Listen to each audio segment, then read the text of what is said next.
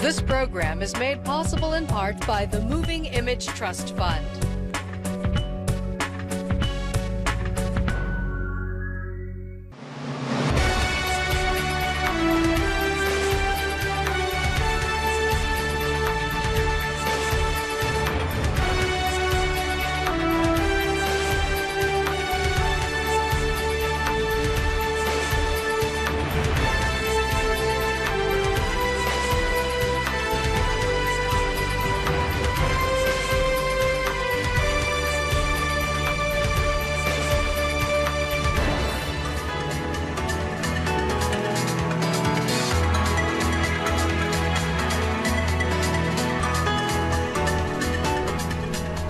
Hello again, everyone. Thanks very much for joining us. Always a pleasure to be able to lure Paula Kerger back from the District of Columbia to Arkansas, from the District of Columbia, where you are in your, I believe, 9th year. I am. As President and Chief Executive Officer of the Public Broadcasting Service. And thanks very much for making this time. Oh, it's great to be here with you. Part of your job is touring the country, visiting affiliates such as AETN. What is the message that you are bringing in this 2015? Well, I guess if there's a single message, it's that this is actually... Use the plural if you like. It's an interesting time for public broadcasting, but actually these have been a great few years for our stations and for PBS.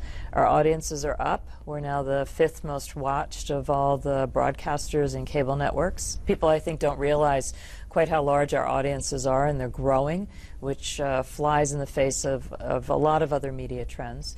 Our stations are doing really great and interesting work at the local level, and that's why I'm particularly happy to be here at AETN, because the work that's underway here is really quite significant.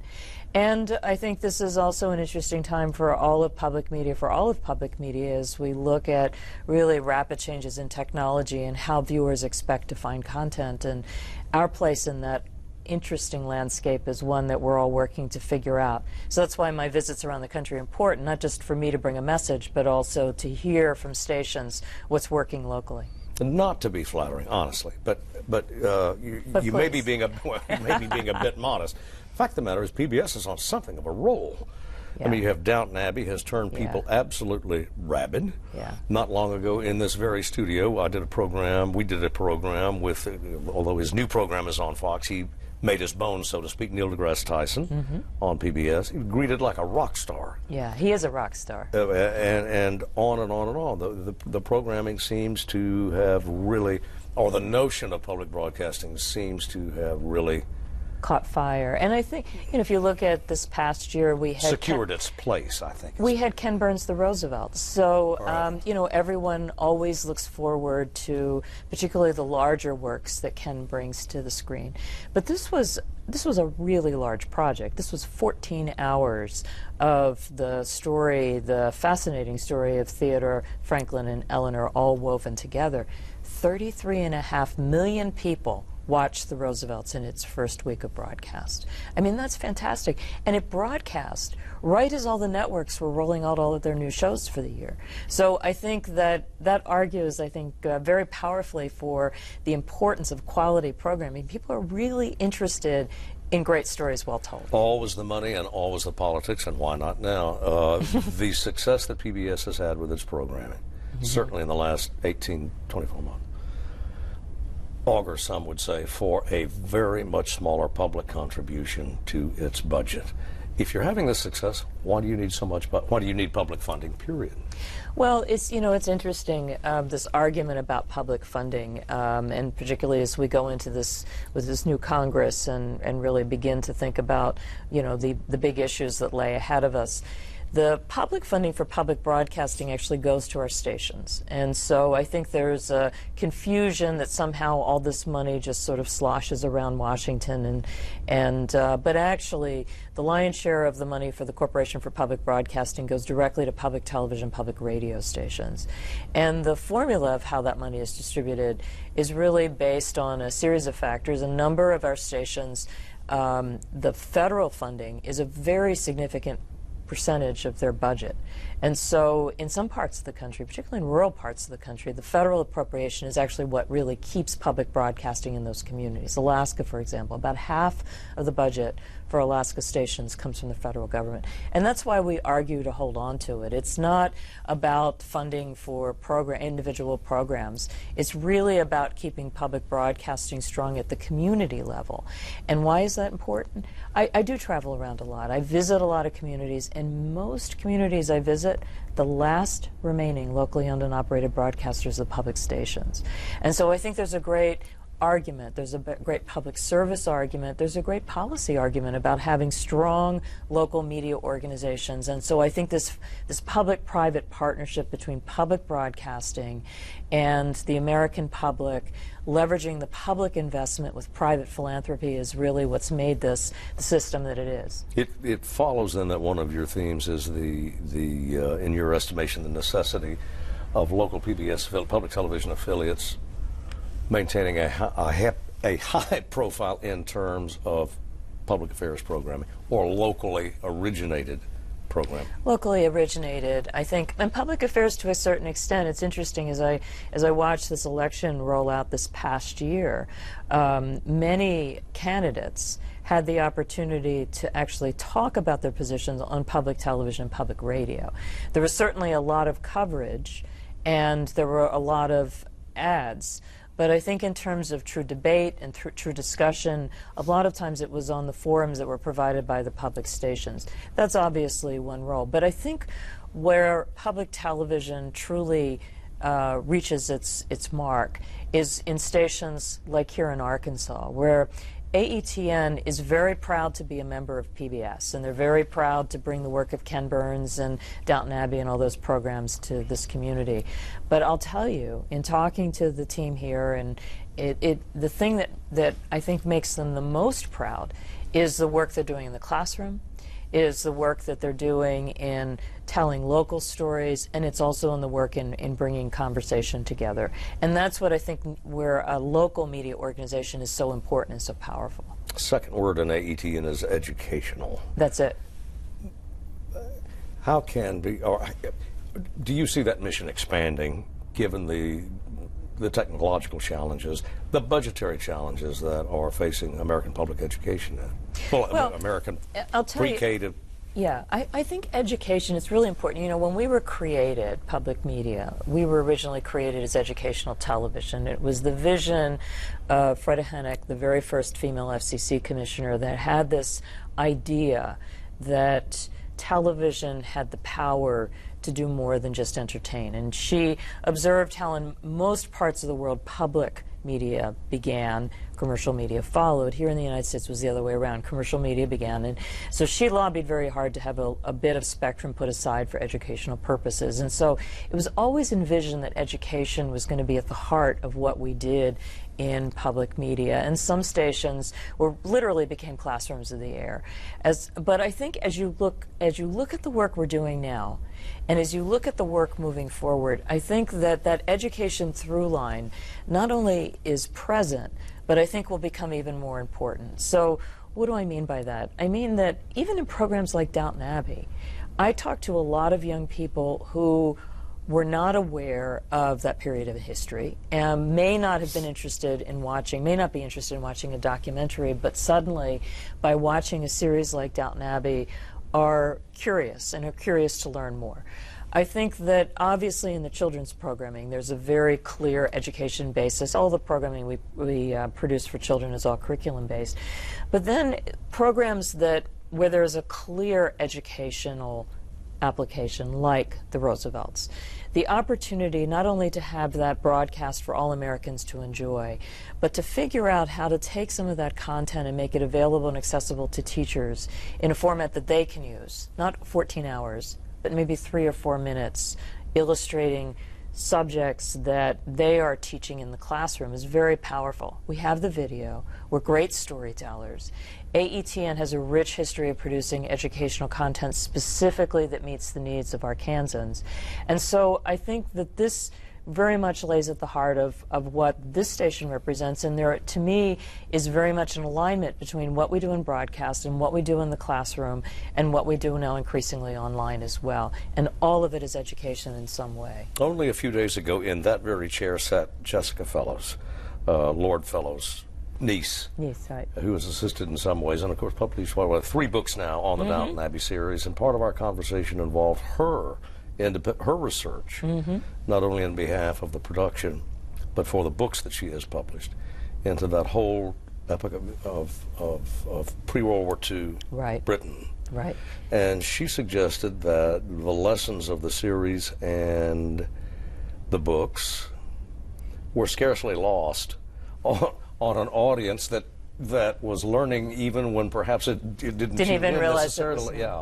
And the thing that's interesting about Downton, which I think is partly why people are drawn to it, it is beautifully produced.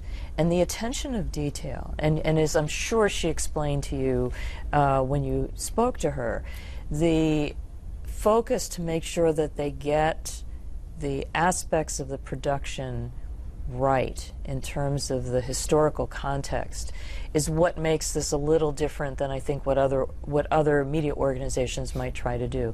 Because I think that for something that is a commercial drama, you're interested in telling really good and compelling stories, and you want it to be visually striking and all of that, and of course Downton is all of that. But then there's yet a higher bar, which is to make sure that the historical integrity of the piece is really strong. And the thing that I find really interesting about Downton Abbey is, as you watch it, is those are really strong female characters. And as you really think about the role of women and how that's evolved, I think is important. We have a series coming up also in the drama category called Wolf Hall, which is based on Hilary Mantel's 2 books, Wolf Hall and Bring Up the Bodies. And that was produced in the same way. The costumes the characters are wearing are made from original patterns. The film itself was shot on locations where Henry VIII and Cromwell and Anne Boleyn stood. Some of the work was shot in rooms lit by candlelight, so it really did capture the feel of what it was like to be in that part of history. Obviously, it's fictional, but it's all grounded in fact in history. And so I think for people that perhaps never had a fulfilling history experience in school, this may be a way of piquing their interest. And certainly for a wider population, it's a way to share through drama, again, another important part of history. Henry's Wives, you just offer me a segue there into the Women and Girls, no, I'm just kidding, the Women and Girls Initiative, which you... Boy, that was a segue. Well, I took it, I grabbed it anyway. But this is something that you're profoundly passionate about at PBS. We've done a lot of documentaries over the last years about women around the world and their struggles and their triumphs. And we decided a few years back that we would, rather than just look at all of these separate works, that we would try to pull them together under an umbrella called Women and Girls Lead. And it's more than 50 documentaries over the last 3 years. There have been a few programs that anchored this series. We did a series the first year called Women, War, and Peace, and it looked at the role of women in combat and in periods of war. Because oftentimes there are you look at stories told and women are not present at all. A lot of times they're not shown because they aren't in combat, but they're obviously children and families are deeply impacted. The second year, we worked with Nick Kristof on a project called Half the Sky, and the second piece of that is just broadcasting now called A Path Appears, which really looks at struggles of women not only around the world but also in this country around sex trafficking, around poverty and domestic abuse. And it is very powerful, all of these stories. and all together really looking at both the victories and the challenges of women. And so it's we've done a lot of community events. I'm going to do one here while I'm in Arkansas, and I think that it's a really great way of facilitating conversation as people are looking at the issues that we're all facing today, and within this project really looking at the issues that women are tackling. The last time we talked, I think coming into my home were via cable were 300 channels, and I would wager now there are 600 channels. I don't even know what they are, but there's a niche channel for every hobby, or for all I know, every fetish, phobia. But is there an opportunity in this splintering, anyway, of the video delivery? Once we had 3 networks. 4 with PBS. Right. Now, effectively, there are 10,000. Have you told me? Unlimited. Unlimited. If you look at all the content that's being provided on the internet and others. So, a little while ago, I mentioned the fact that we're now the 5th most watched in that whole sea of media options. I think that there are a few things that that I think are important to understand. First is that in this whole media landscape, I think there is a need for someone that serves as a curatorial function, and that's what PBS has always done and represents. We look for the best stories, we look for important stories, we look for impactful stories, we look for authentic stories. And in this time of, there's a lot of great drama on television, not just PBS, but in cable and broadcast. There's also a lot of reality shows. And I think that there is an opportunity for organizations like ours that are committed to documentaries about history, about science, profiling the arts, and so forth, that even though there are all these channels, which you've described, I think, in a appropriate way, we stand alone. And so I think that is important. But I also think that as people are looking for information, they really are looking for trusted guides. And I think that the reputation that PBS has built over these years as being a trusted source of information then serves us well, both in broadcast as well as in the digital sphere. So we spend a lot of time thinking about, with media now accessible in all these places, what does it mean for public media? So a couple things. Strong schedule, strong content for television. It also means that on all these other places where people are looking for content, whether it's Apple TV or Roku or Netflix or Amazon or Hulu, any of these places, we need to be. And we need to have some presence for the programming, because if that's where people are looking for us, then we need to be there. And when we build our work there, so if you have a tablet and you have the PBS app, you're watching the local programming that AETN produces alongside the national programming. And I think that is, at the end of the day, what is going to make us, again, different than any other media organization, because what we're trying to figure out in this very complicated digital space is not only how to help you find Ken Burns and Downton Abbey, but how to help you find the programming that is important and relevant to you, that connects you to your community, and that's through your local public television station. So this ability to have local presence and national scale all knit together, which is what we've done on television for all these years, now reinvented and reimagined in a digital space, is what we're trying to do. Credibility, word you just mentioned, reliability, credibility. As we tape this conversation, we are inundated with news of the travails of Mr. Brian Williams of NBC News and all the agony that NBC News is undergoing, and the larger parent corporation. Every time one of these episodes comes along, it seems to call into question. It fuels the widespread, it offers fuel anyway, to those who see a trust deficit in big media. And PBS is big media. There's no small media anymore, if it occurs to this observer anyway. If the internet if satellites, if cable has done anything, it puts NBC, it puts PBS on the same footing, so to speak, as the duck channel or whatever. the Duck Dynasty channel or whatever it is. What kind of challenge does that pose? Well, I'll tell you, I think that, for us, the thing that is, I think, our most valuable asset is our name. It's the same as with individuals. It's the thing that can be so easily damaged if not really carefully protected.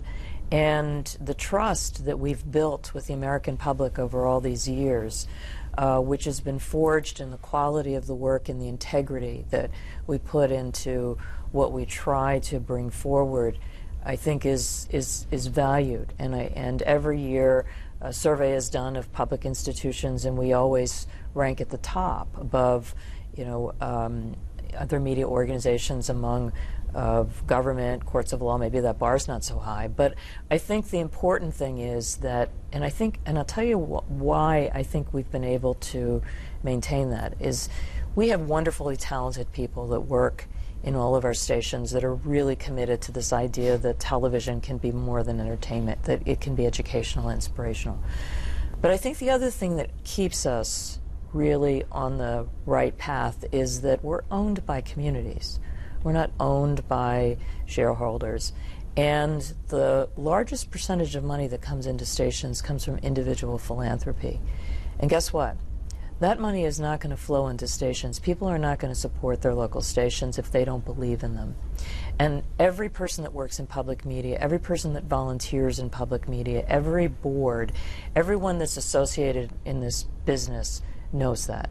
They know that we are entrusted with something that does not belong to us, it belongs to all of us, and that that is something that needs to be protected at all costs. And so I think other media organizations, and as they have struggled, as they've tried to make decisions that may or may not have worked out as well, I think don't have that same accountability, and I think that's helped us tremendously. And so in this day, when so much is under question and so much is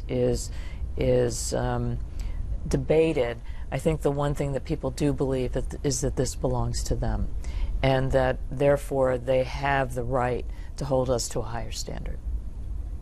You said in a speech last year, I think, I believe before a group of affiliates at a San Francisco meeting, what we have to do in public broadcasting is be bold. Yes. Are we being? Have you seen? Yeah. Well, I think we are bold. Bold, and bold how? Just in terms of programming? In terms of well, I made that challenge because I think that it would be, so I've just described, and this is the dilemma that we have in our industry. In fact, this is what I just talked to the staff here at AETN about. I think that what I just described as our biggest strength could in fact be our biggest weakness if we are too careful. So I've described the care that we take into making sure that we operate with highest integrity and maintain the brand. But that doesn't mean that we shouldn't try to do new things. We should do that with integrity. But I think particularly as we operate in this changing media landscape, we've got to be willing to try new ideas.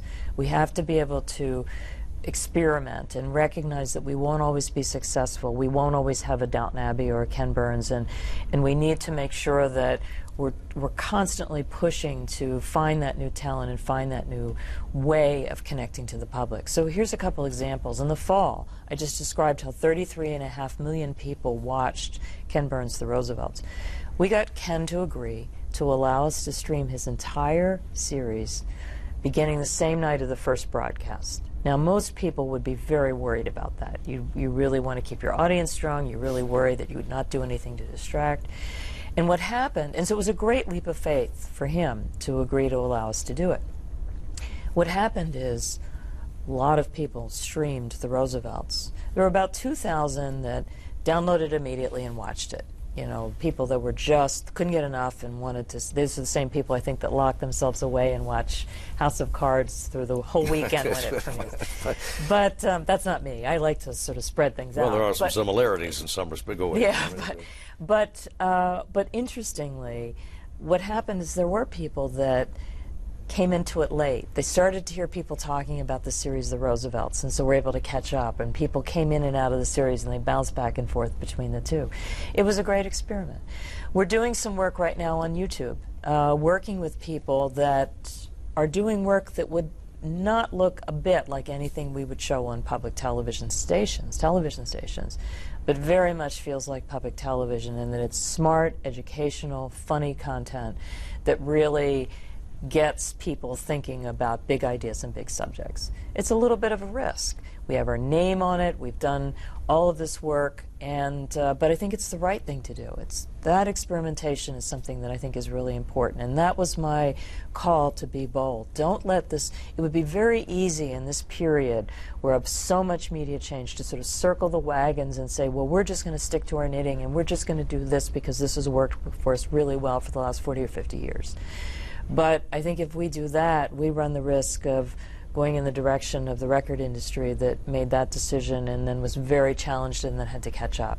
So I think for our stations to be able to be willing to try, experiment in these new platforms, do work that's very different looking than what we've done historically in public broadcasting, not to replace the old, but to do it alongside. I think that's part of what we need to be doing. Second remaining moderator's prerogative. Any way you can get Inspector Tennyson back? I will take that back to the folks that be. Paula Kerger, President of PBS, thanks very much for being with us. Wonderful to be with you, Steve. See you next time.